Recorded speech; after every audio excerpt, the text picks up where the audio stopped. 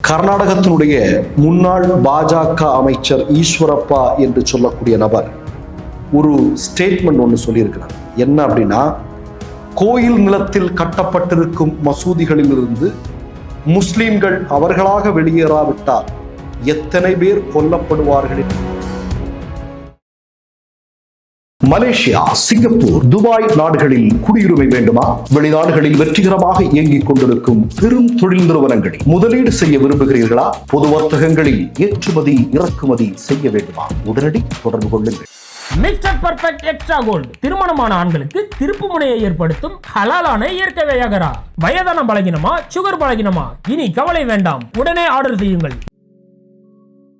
இந்த சேனல் மக்களுக்காக செயல்படுகிறது என்று நீங்கள் நம்பினால், வாய்ப்பிருந்தால் எங்களுக்கு முடிந்த உதவியை செய்யுங்கள். வணக்கம். கர்நாடகத்தினுடைய முன்னாள் பாஜக அமைச்சர் ஈஸ்வரப்பா என்று சொல்லக்கூடிய நபர் ஒரு ஸ்டேட்மெண்ட் ஒன்று சொல்லியிருக்கிறார்.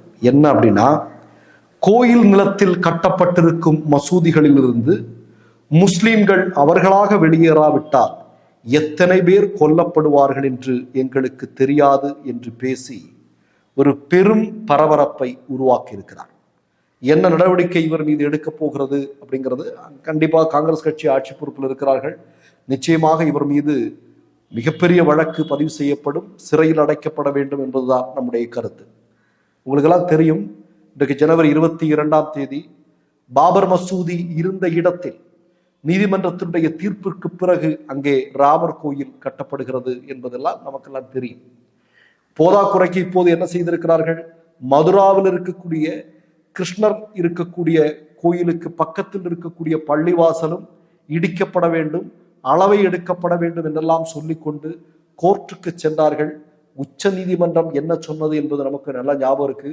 வருங்காலத்தில் இது போன்ற வழக்குகளோ மனுக்களோ எடுத்துக்கொண்டு இந்த கோர்ட்டு பக்கம் வந்துடாத, வந்தான் நடக்கிறது வேற அப்படின்னு சொல்லக்கூடிய அந்த சூழலில் தான் இந்த ஈஸ்வரப்பா என்று சொல்லக்கூடிய ஊழல் பேர்வழி, அதாவது ஊழல்ல பெரும் ஊழல் நடத்தியவன், சரியா?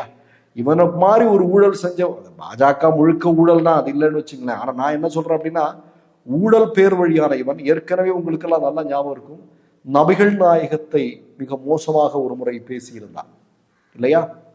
அதெல்லாம் நமக்கு தெரியும். அப்படிப்பட்ட அவன் மீண்டும் இந்த மாதிரியான ஒரு பேச்சை பேசியிருக்கிறான். என்ன பேசியிருக்கிறான்? அதாவது கோயில் நிலங்களில் இருக்கக்கூடிய மசூதிகளில் இருந்து முஸ்லிம்கள் வெளியேறாவிட்டால் எத்தனை பேர் கொல்லப்படுவார்கள் என்று என்னால் சொல்ல முடியாது என்று கொக்கரித்திருக்கிறார். எவ்வளவு கொழுப்பு வேணும்னு பாருங்க. ஒரு மதச்சார்பற்ற நாட்டில் நம்ம 1992 ஒரு மிக முக்கியமான ஒரு தீர்ப்பு ஒன்று இருக்கிறது இல்லையா?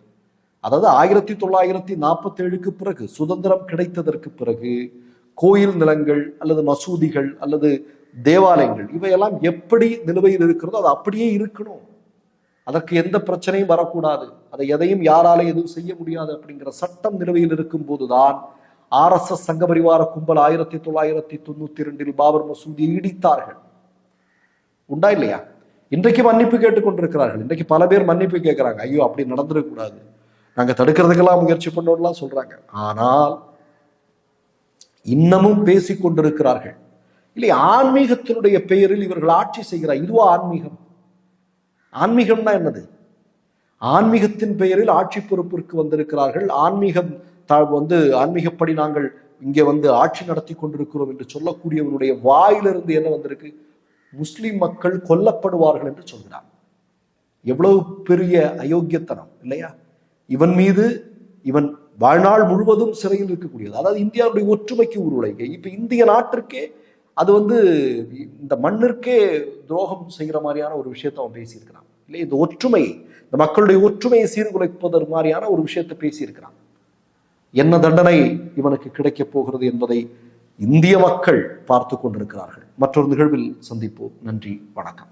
மை நேம் இஸ் ரெட் சேனலை சப்ஸ்கிரைப் பண்ணிக்கோங்க. அதுக்கப்புறமா பக்கத்துல இருக்கிற ஜாயின் பட்டனை கிளிக் பண்ணீங்கன்னா ஒரு நியூ பேஜ் ஒன்று ஓப்பன் ஆகும். அதுலயும் ஜாயின் பட்டனே கிளிக் பண்ணிக்கோங்க. அதுல பாத்தீங்கன்னா credit R debit card options இருக்கு. இதுல உங்களுக்கு விசா, மாஸ்டர் கார்டு, ரிப்பே அப்படின்னு 3 ஆப்ஷன்ஸ் கொடுத்துருக்காங்க. அதுல நீங்க எந்த கார்டு சூஸ் பண்றீங்களோ அந்த கார்டோட நம்பர் என்டர் பண்ணிக்கோங்க. அப்புறமா கார்டோட வேலிடிட்டி மந்த் அண்ட் இயரை டைப் பண்ணிக்கோங்க.